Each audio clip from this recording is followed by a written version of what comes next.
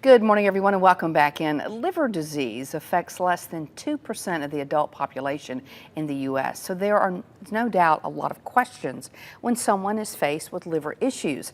This weekend, though, the Liver Patient Summit in Mountain Brook is taking place. Teresa Davidson is the Executive Director for the Mid-South Liver Alliance, helping put together the summit. She joins us now with a lot of information that many of you may need. Good morning. Good morning. It's good to see you. You too. Thanks for having me. We don't talk a lot about liver disease, do we? Unless you and I were saying that you hear someone maybe an alcohol problem and they get cirrhosis of the liver. That is what we hear most. Is that accurate? That is accurate. Why is that?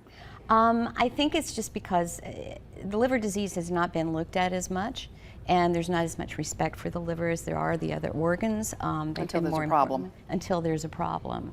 And there's a lot of rare liver diseases that cause issues, but non-alcoholic fatty liver disease is the one that's causing the most issues right now, and is going to be very rampant in the South. And so we were saying that if someone has non-fatty liver disease, people may assume alcohol attributes to that when it does not.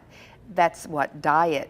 Can it be hereditary? It is, like, from diabetes, obesity, heart disease, like high blood pressure or high cholesterol. If you have any of that, you're at risk for liver disease. And oftentimes those things are not noticed. If you don't go to a regular checkup, they're not noticed until there's a problem. Right. So what becomes the problem? Like, because fatty liver disease can turn into cirrhosis eventually. Eventually it becomes what they call NASH, which is non-alcoholic steatohepatitis, and then it becomes cirrhosis.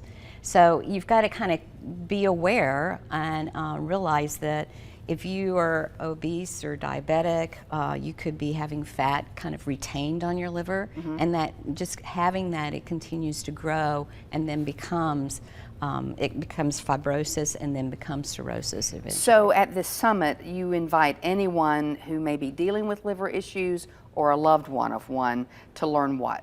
To learn more about the liver diseases. There's a lot of things when you have liver disease that you need to know, and like even one of them is hepatic encephalitis, and where you start losing your brain kind of starts going like the Alzheimer type brain. Oh, wow. And so little things like that can be like a thing saying, I wonder if something's wrong with my liver, because that's something that can happen. Because you wouldn't automatically think that. And so tell folks where it is and how they can attend. It's at the O'Neill Library. It is this Saturday from 9 a.m. to 3 p.m. I do need them to call and register because we will have lunch served. Okay. And I only have so many spaces in the room, so I want to make sure that I have enough room for everybody. So if they go to MidSouthLiverAlliance.org, they can get the information they need. They can get the information they need. That's right. A very important topic. If you or someone you love is dealing with that issue, or you just want to learn and be more informed, you can certainly go to this summit this weekend. Teresa Davidson, thank you. Thank you. Appreciate it. It's good to see you.